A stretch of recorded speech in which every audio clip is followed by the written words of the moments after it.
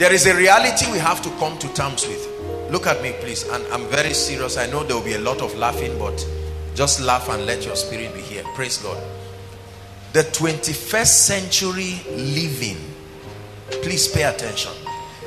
Living in the 21st century alone is a challenge all by itself.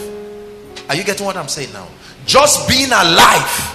I know that we have taught and people have said it that we are the most fortunate generation. I believe that. But at the same time, there has been no time in human history, I tell you, where living has come with cycles of challenges like our generation. Just being alive alone is a challenge by default. Are we together now?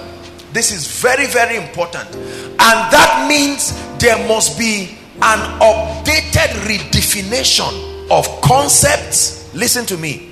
Ideas, redefinition of paradigms and strategies as regards living, as regards family life. Not necessarily a veering off of God's standard, but a redefinition of our approach. Are you getting what I'm saying now? What you call a man in the 21st century is very different from what was understood by a man in 1960s and 70s. Is that correct? Yeah. So if we do not adjust to these redefinitions of concepts and ideas to be able to stand the times that are coming, there will be big disasters in Christian homes, although born again, although tongue talking, and many lives. We are going to raise all kinds of children who will be hooligans and a nuisance to society. I have observed personally now, and if there are, we have a number of children here, some very small, some maybe in their teenage, but I have observed with shock, most young people from within the ages of, let's say, 19 down to 13, that generation has been violently captured by the devil.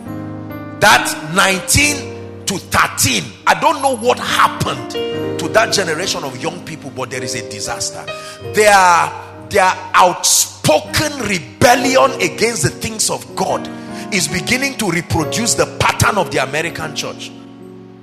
Are we together? Yeah.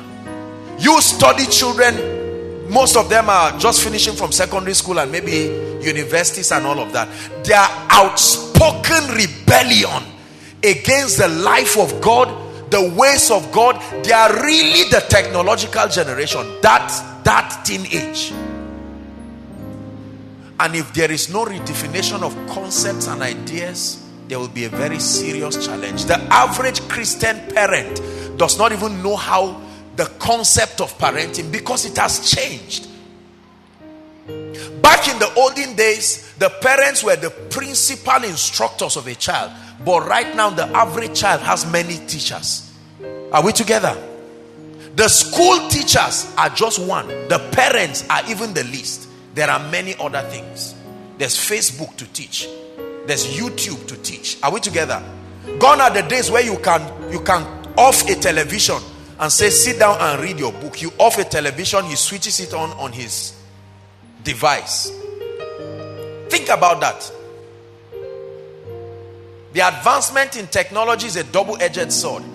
It's made certain destinies and created potentials for the destruction of others. So I really would want